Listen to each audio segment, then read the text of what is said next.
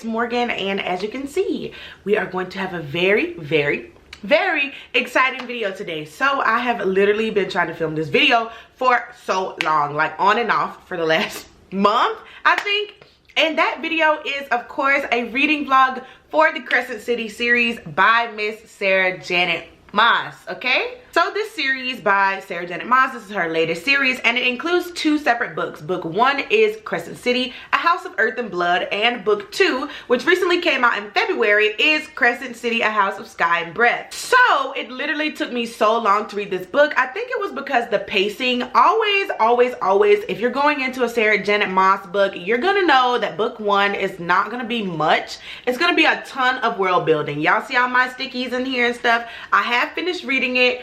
And yeah, it's a ton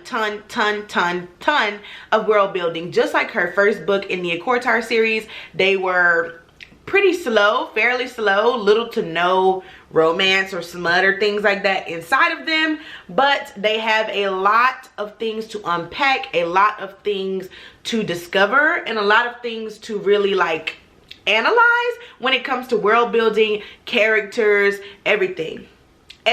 So she does follow that exact same plot line or type of story writing when it comes to book 1 of Crescent City. It's a lot of character development and plot building and world building and just a whole lot of that, okay? Now book 2, as you can see, I have started reading this one as well, and then I was like, oh crap, I really should film this and add this to a vlog, add this to the vlog for book 1 and just get both of them out of the way. So book 2 is the meatier version. Now, if you have seen me talk a little bit about the Accortar series, then you would know that the second book of that series, which is Aquamoth, A Court of Mist and Fury, was my favorite book of the series. Now, I have not read A Court of Silver Flames, but however, I'm pretty sure the main series, or out of the main series, that Aquamoth is my favorite book of that. Now, so far I'm about 30 chapters in to A House of Sky and Breath, and I will say that I do like it definitely more than the first one because it's a little bit more fast-paced, it's a little bit more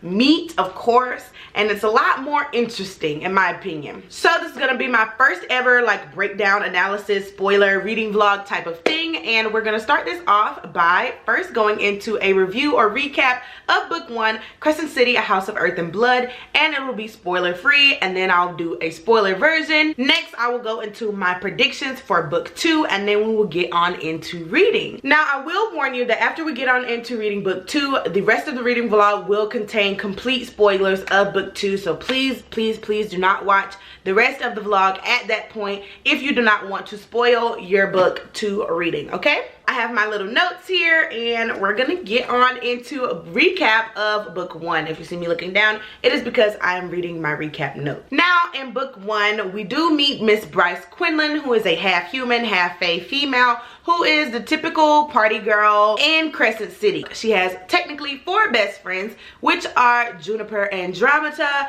Fury X-Star, and Ethan Holstrom, as well as Danica Fender. Now, one night, of course, Bryce's life is very normal. She goes out with her friends after dumping her human boyfriend, Mr. Redner, or whatever you want to call him, and she goes out with her besties, Juniper and Fury. Now, they get high, and when I say high, I mean high. And on her way home, Bryce realizes something terrible has happened in her apartment. Now, this act turns her world upside down. She discovers so many different things that night, and because of this, Bryce is thrusted into this world of secrets and heartbreak and love and betrayal and power, and to solve this case, she must go through all of these different trials and tribulations in order to get to the end of the story and ultimately save her city. Now, this is what really went down in book 1, okay? And we're gonna get into my book 2 predictions at the end of this, and I'll talk to you a little bit about what I have read so far in book 2, being that I've already started reading it. I'm about 30 chapters in, like I said, so I will go into that at the end of this and my predictions, okay? Now, something terrible that happened that turned Bryce's world upside down in book 1 was the murder of her best friend, Danica Fender, and her pack of devils. Now, this pack of devils was very close with Bryce as well, and the closest second to Danica was Connor Holstrom, and that was the brother of one of her younger best friends, Ethan Holstrom. Now, Connor and Bryce were on this long journey of about a 5-year on and off flirtation until the night of the murders, when Connor finally got up his courage to ask her out on a date, which didn't necessarily end well because of course we know that he was murdered shortly after confessing his love for her, and it all went to shit from there. Now in book 2, I'm gonna go really fast on this because book 1 was a long summary. I'm only about 30 chapters in. However, in book 2 we found out a little bit of things. It opens up first with the introduction of a new character, Sophie Rennis. Now Sophie is a Thunderbird who is on the run currently. She is trying to save her younger brother Emil from Kavala, a death camp over in Pangera, whatever you want to call it. Now Therian, who is a murder that we met in book 1, is set out to find Emil and also the body of Sophie Rennis by his queen, the river queen or whatever, and that leads him to end up on the doorstep of Bryce. Now Bryce also has somebody else ended up on her doorstep, which is Ethan Holstrom, after he is kicked out of the wolf pack. Now he is a lone wolf after he was kicked out by Sabine and Amelie because he stood up against Sabine, trying to, you know, degrade what exactly Bryce did for the city. Now we find out a little bit more about exactly what Danica had going on. We find out that Danica had direct contact with Sophie Rennis and kind of hinted to a safe place that Sophie could have over in Valbara for herself and her brother, should she ever get her brother free from the capturing of Kavala. And yeah, Sophie has this super duper crazy intel that could change the entire war itself because of intel that it was on the Asteri. Now we do find out that Danica also did a study on the Asteri back in college, and she hid these papers that Bryce ends up finding in a table in her apartment. And through this we find out that Danica kind of was trying to discover if the Asteri had any real power at all, and if they were stars then they would be fallen stars. So Sophie was sent to retrieve this intel, and that's where we kind of figure out this whole thing. Now Bryce is entitled, or feels entitled, to be pulled in to save this 13-year-old boy Emil, who is the brother of Sophie Rennis, but she also wants to discover more about exactly what the hell Danica had going on. We also get a little bit more spicy scenes between Hunt and Bryce, and one of my favorites is when Hunt and Bryce were getting it on. Bryce was throwing the dome, if you know what I mean, and Ethan Holstrom was inside of the house, and he's like, yo, come on, like, guys, like, I think I'm gonna be sick, like, if I can hear you, like, and Hunt is all like, I will literally fuck you senseless, and Ethan was like, I don't think that's healthy, like, because he has wolf hearing, so he can hear them in the apartment, and he's just, I thought that was hilarious. However, Bryce and Hunt do progress more and more in their relationship in these first 30 chapters, and now they consider themselves as mates. Now this also leads me to a couple of other things in regards to my predictions. You remember the Hind? Now the Hind and Queen Hypaxia, Queen of the Witches, are actually half sisters. Might be important to note later on. So we also discovered these two things about email, sort of, called Dust Truth and Project Thur. Now initially they think that this means in regards to Lightfall, which is something that involves Pippa and the Ophian rebels, and then Project Thur, which involves like the Thunderbird, which is Sophie, which is Emil. However, I have a few more different thoughts. I think that that refers to Bryce and possibly Thunder, Lightning, Hunt, okay? I mean, Dust Truth, which is light, which is those types of things, which is Bryce, and Project Thur, which is thunder, which is lightning, which is Hunt, okay? That is like a little prediction of mine. I also think there's a big connection between Akortar and also in this book, because we find out that Cormac deals with shadows, and we find out that Rune also deals with night and shadows, and he can mind speak. And the only other person that I can relate that does these things or that knows of these things is, what is his name? Azrael from Akortar, that Rune has, because I've never heard anybody, you know, talk about that or have those types of powers of like disappearing into the shadows or like covering people in shadows, except for, you know, Rune. And Cormac has the power to teleport through like darkness and things like that. He appears out of darkness, almost like who? My favorite, Rhysand. Oh my gosh. So if this book collides worlds with Akortar, I think I might have a heart attack. Like my Disney crossover world heart, like That's So Sweet Life Hannah Montana, I actually might have a fit, okay? But a little bit of my predictions so far. I kind of told you guys a lot, I mean a lot, about what has been going on so far. Now, I think a big prediction of mine is that Hunt is actually the son of a god. Maybe like a god that had the power of lightning. It's very hard to tell if him and Bryce are mates, but I'd like to believe that they actually are mates. However, when I think about the relationship of mates, how it was written in a Quartar, it's giving me Tamlin vibes. Like, it's giving me, right now, Hunt and Bryce are giving me Tamlin vibes. Like, I don't know what it is about it. Like, she can sense him. She can, like, she like answers him when he like tells her to do things, you know, and vice versa. But I have no idea if they actually would turn out or pan out to be mates, being that you kind of just haven't really realized that bond between them yet. I'm not sure. Not sure at all. I'm not sure if it's just their power, like calls to like, that they connect in this sort of way, or what it is. But I'm betting on mates. I'm betting on mates, and I'm also betting on the Star Sword and the Truth Teller, which is the knife or whatever that Asriel doesn't let anybody freaking ever touch. I'm betting on that those are the twin blades that we talk about kind of in this world. Maybe I'm literally fingers crossing that those is like kind of twin blades, because we found out that the Star Sword actually had a twin blade, which is a knife, and then Asriel has a knife that nobody can ever touch, and it's called the Truth Teller. And it's from this ancient material nobody ever really knows. And the Star Sword is actually also from this ancient material that nobody ever knows. So yeah. I'm also thinking that Fury Axtar is similar to what Amren may have been in the Akortar series, being that nobody knows exactly what or where she came from, and the only person that knew was Danica. And Fury hints to say she knew something dangerous about me, so I know something dangerous about her. And everybody's so scared of her, you know, in a way. Like, nobody ever really knows what she does, they just know who she is.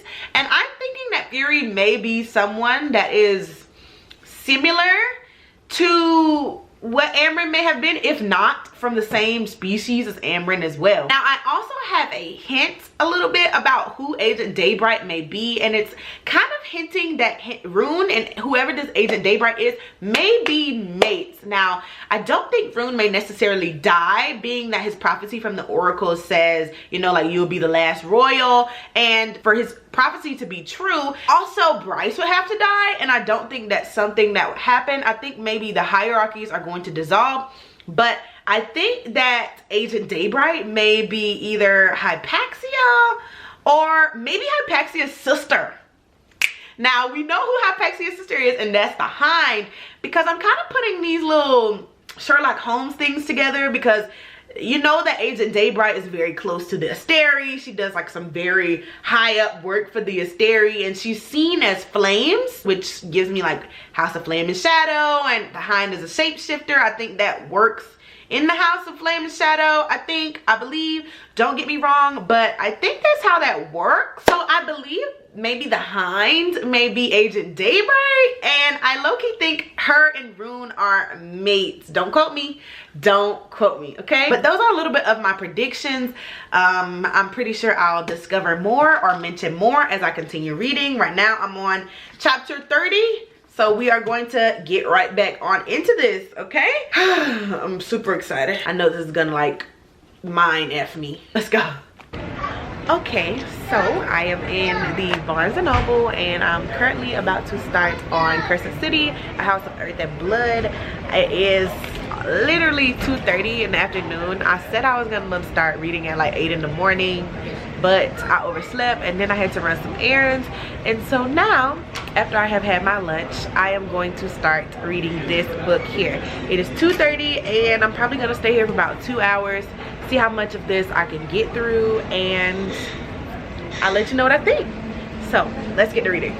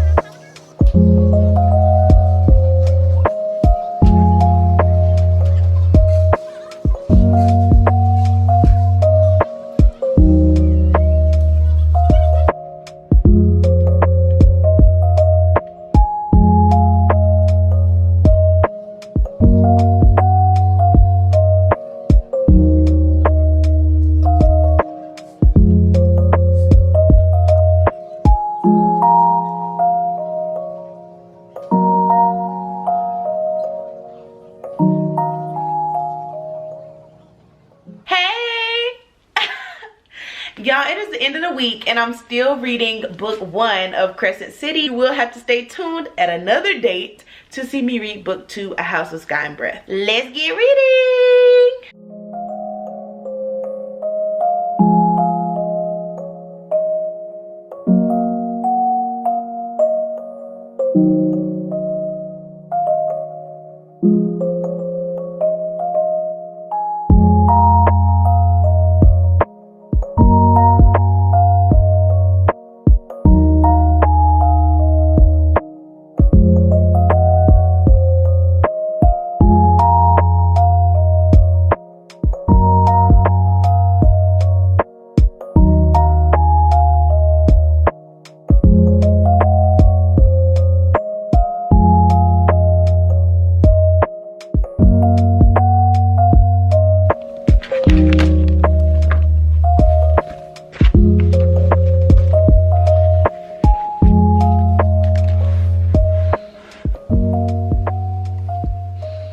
Okay, so we have a few interesting things going on here. I'm currently on chapter 36, but I wanted to pop in really quick again and kind of say this. So we have a little bit of opening or eye-opening moments that I've passed recently.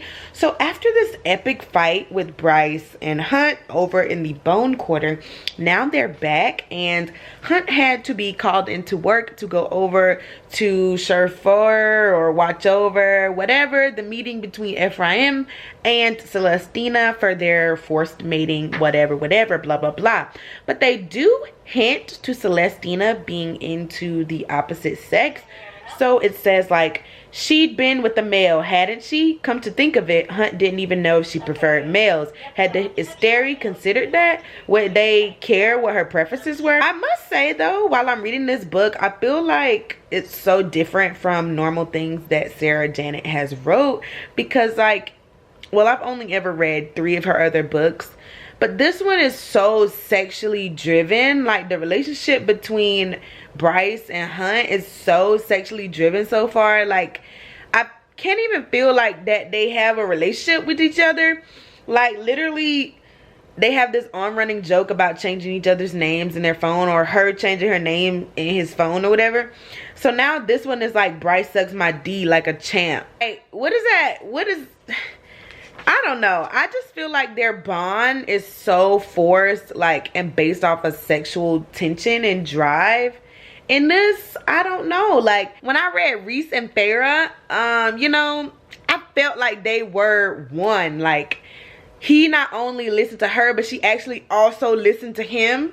And they work together. Like, they actually work together. However, with Bryce and Hunt, I feel like it's always just Bryce saying what she wants. And Hunt is just like going along with it, even when he knows it's bad news bears. You know? I hate to say it. But it's really giving me Tamlin. Like I said this before. But their relationship in book 1 was way more emotionally drifting towards each other than it has been in book 2. Alright, so we have a little bit more that has gone down since the last time we talked, okay? And I would just want to unpack some things for a second. I was talking to my friend on the phone and I really witnessed, or realized more so, that this book really does not have a lot of emotional connection between the main leads, like between Bryce and Hunt. Like, the emotional connection is just not there. Everything is so physically driven. Like, it irks my nerves. And for example, when you compare them to the love interest of the Day and Night, or Rune, and as I guess the Hind, because of something that has happened in chapter 42, we will get to that. You know, it's hard to not compare them and literally be like, I shipped Day and Night over freaking Bryce and Hunt. It's truly annoying the way this is playing out for me. Like, truly annoying. And I'm really questioning whether Bryce and Hunt are mates. Like, they've had phone sex so far in this. Of course, not physical sex yet. And I don't know if it would take them being physically intimate with each other for it to like actually click the mating bond into place, or what. I have no idea. But I really ship Rune and whoever this mystery lady is way more than I do Bryce and Hunt. Now, you guys kind of heard me like hint at who I thought that Agent Day might be. And I think it's the Hind. Like, the more I read into this book, the more clear it's becoming. We had a scene here, and I'm just going to read it to you.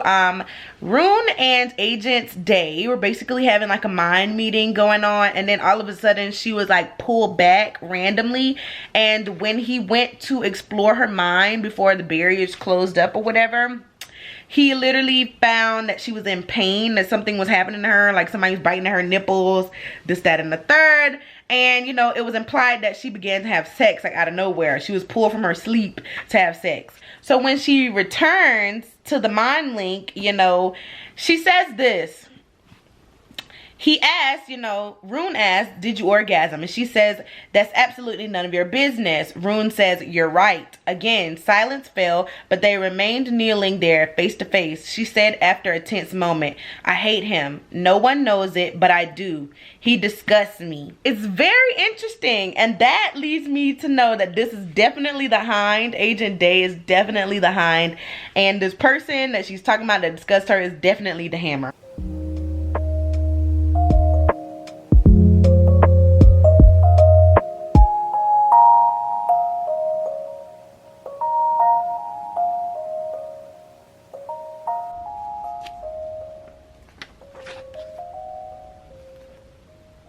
Okay, friends, so we have had a lot going on. So I have about this much left of this book, and yeah, I'm excited to finally finish this up.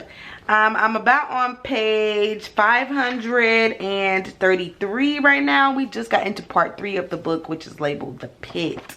So a couple of things have happened so far. After, you know, the squad blew up all the ships and everything on this island, they were saved by the command or whatever of the Ocean Queen, who is the River Queen's sister. And they were in this boat. They outran in Omega, whatever. And Hunt and Bryce finally did the deed. Okay, they did the deed. And when they did the deed, like, something happened with their powers like merged into each other, and like they literally glowed, and Miss Bryce freaking teleported for the first time as she reached her climax. I know, that must be some good deed, girl. Also, Ethan freaking kidnapped a dragon and also 3 fire sprites from the astronomer, who's also like a old sorcerer who purchased them or whatever. So that's kind of how that's going. The dragon is living with Flynn and Ethan and Deck along with the fire sprites. And we find out that the astronomer also had a wolf there. One of the mystics was a wolf. And yeah. Alright, besties, so we have a little bit more, just a little bit more to get through here. I literally am at the point of speed reading. I'm on page 649. I really just want to go ahead and get through this so badly. This read is becoming way more difficult than I expected it to be, way more difficult than I would have liked it to be, okay? Reading these 2 books, I'm not sure what it is about the Crescent City series. Now, I love how, you know, they have a lot more humor in them. I love how they are a lot more, you know, realistic in the way that people talk to each other and things like that in this book. However, you know, I don't know, the second book just seems so forced to me, like so forced. Like Bryce and Hunt, like they seem so forced, like everything. I'm not sure. We found out that Hypaxia and the Archangel Celestina are now in a relationship. They've been in a relationship. So now we actually know the truth that Celestina does in fact not, you know, prefer men. We also have, you know, Rune trying to link up with Agent Day, and they were supposed to link up at this little party for Ephraim and also Celestina for their mating.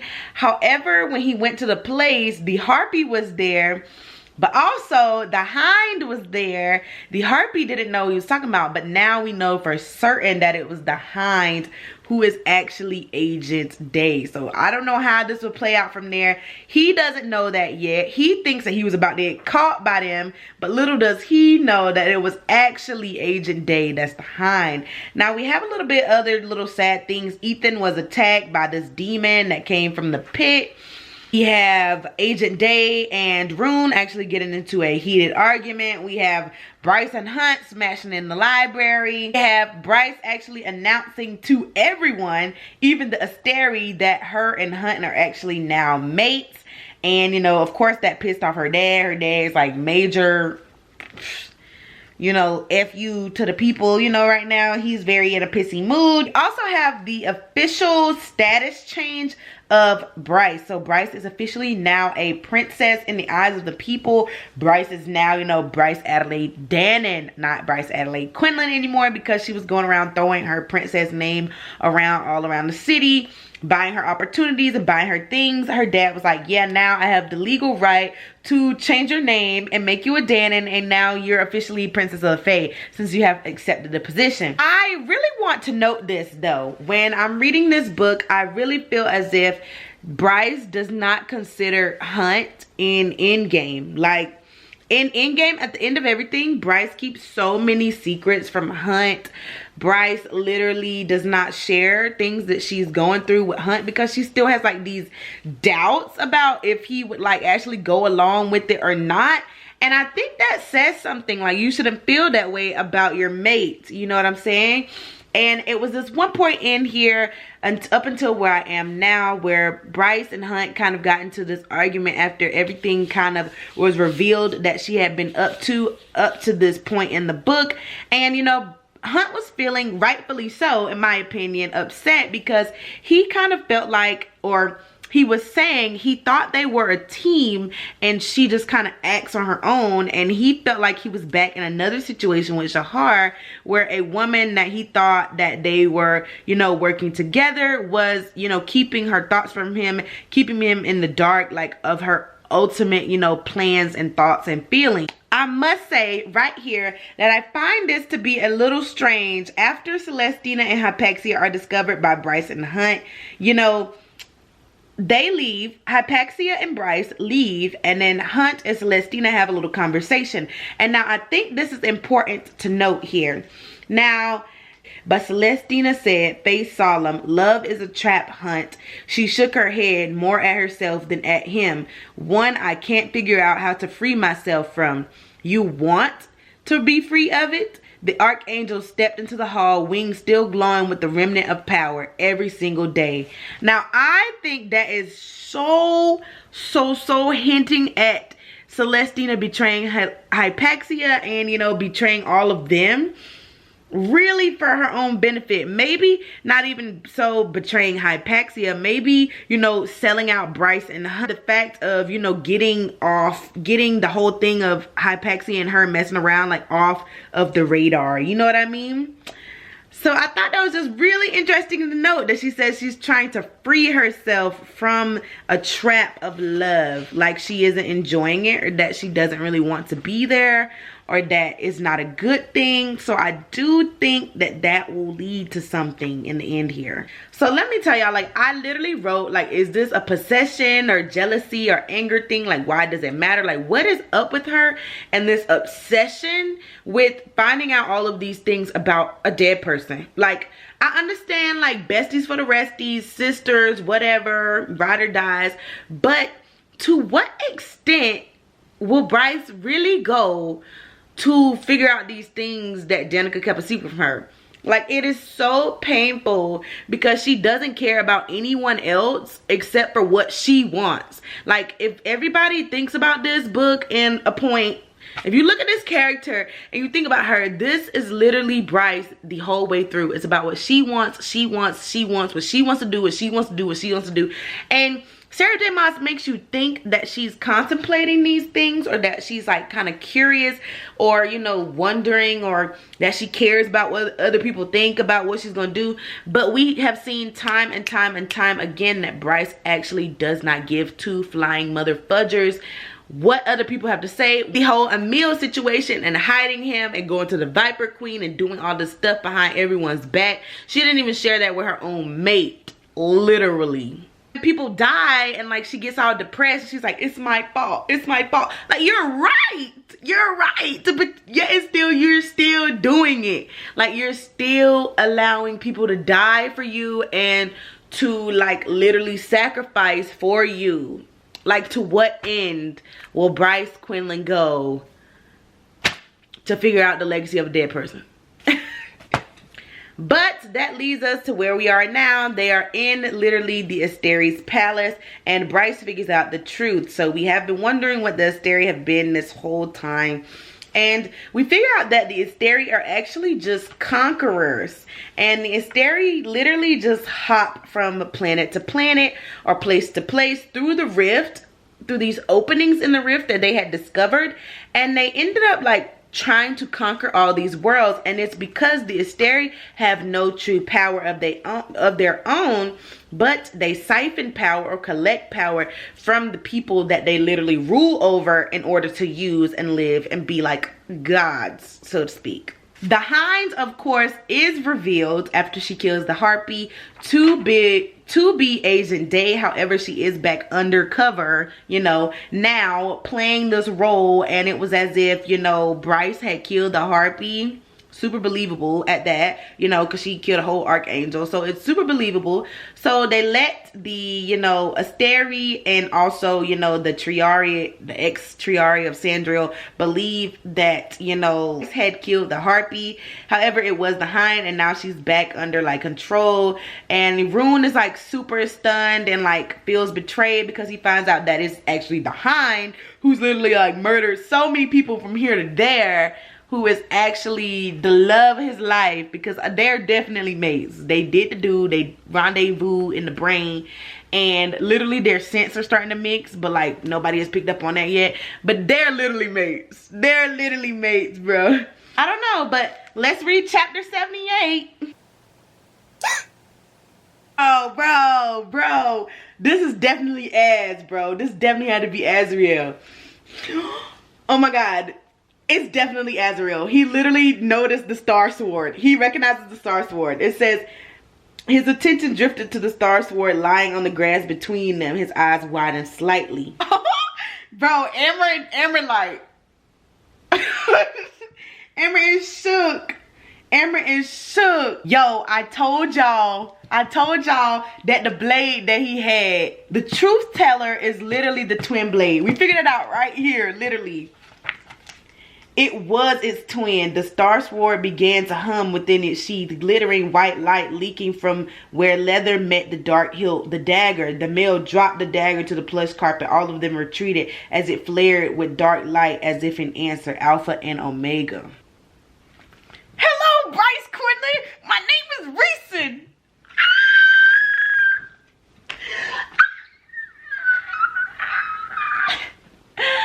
I am literally passing out. Oh my God. Bro, I knew it. I literally freaking knew it. And he can speak the old language because he old AF. We do know this. Reeson is old, okay?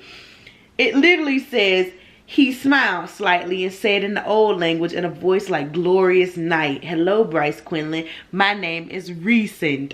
Oh my God, she done ended up in Printheon. Oh my God. I told y'all bros. So Ethan in the epilogue here went to save the Lost Fender heir or whatever, and aka the Mystic, and he's here talking to her. He's trying to get her to wake up from like this dream realm that she's in right now, and he says, please, he said softly, head bowing, my friends need me, my pack needs me. Oh, Ethan, they are your pack, babe. Oh my gosh. And that's how the epilogue ended. So we are done. So with that, we'll conclude our reading of the Crescent City series. Now, I am not sure where Miss Sarah Janet is going to go in the next book. Now, we do know that there are 2 other houses in the Crescent City world. However, I'm not sure which way it's going to go right now, being that Miss Bryce, the main lead, is in the world of the Acortar series. Now, this is going to get very interesting, and I have no idea where it may go. I really hope that Bryce and Hunt are in game, because this book literally does little to anything to solidify that vibe for me. I'm not sure why I didn't feel as strong towards Bryce and Hunt as I did towards Farrah and Recent. I'm not sure, but we will find out, and we will definitely find out a lot more about what's going on in this world, okay? Right now, we know that Hunt and Rune are captured by the Asteri. Cormac is dead. Therian did escape, and Ethan never went over there. Flynn and Deck never went over there as well. So we do know that all of them are a little bit more free now. So I'm thinking that they will now become, you know, like heads to the rebellion. Not sure how it will work though, now being that Celestina did rat out, you know, the others. She did. I told y'all she ratted them out in order to keep her and Hypaxia protected. I already knew it. I already knew she was gonna do that, bro. I already knew she was gonna do that. Guessed it, okay? Correct. I guessed that this would be a freaking That's So Sweet Life Hannah Montana freaking Disney merge, and it did, didn't it? Yes. Acortar and Crescent City, they're besties now. Literally, I told you, okay? That was another theory proven correct by little sleuthy me, okay? I don't really remember all of my other theories, hypothetically. Oh, the mates and things. And that's sort of kind of still in the win for me. Yes, they accepted the mating bond, and they like have sex and stuff, and like everybody recognizes them as mates and blah, blah, blah. But literally, I just love the whole story more of the Hind and Rune that I did of Bryce and Hunt. And I literally think the Hind is Rune's mate. So this is going to get very interesting to see how she treats him being in captive. But yeah, I'm very curious. I'm very curious as to what's going to happen. And I'm going to go watch little conspiracy videos and a whole bunch of other people's reading vlogs and see what they have to talk about this. But this took me so long to read. I literally will not lie to you. Well, this one didn't. I literally finished this in 2 days. I started this yesterday and then I finished it today. So I guess it's not even 2 days. It's a day and a couple of hours. I finished this book and I finished the other one. Like I said, I finished the other one in a long time. Okay? A long time. I will not lie to you. It took me forever to get through book 1 of this series. I'm not sure. They just weren't really clicking for me. I had to actually force myself into this book to keep reading this book in order to finish it today and like literally not stop. I will say I rated the first book a 3.5 stars. I probably will give this one the exact same rating, 3.5 stars, maybe even just 3 stars. No. It deserves that 3.5. It still was so much there to figure out and to unpack. The story literally still was a complete mystery all the way throughout. Not much, you know, new had happened in terms of plot line. We still were focusing on, you know, what Danica was trying to figure out, what Danica was doing this, what Danica was doing that. Hopefully in these next couple of books, Miss Danica's all out of secrets. I'm tired of Miss Danica. Go to the grave, please. R.I.P. Danica Fender, okay?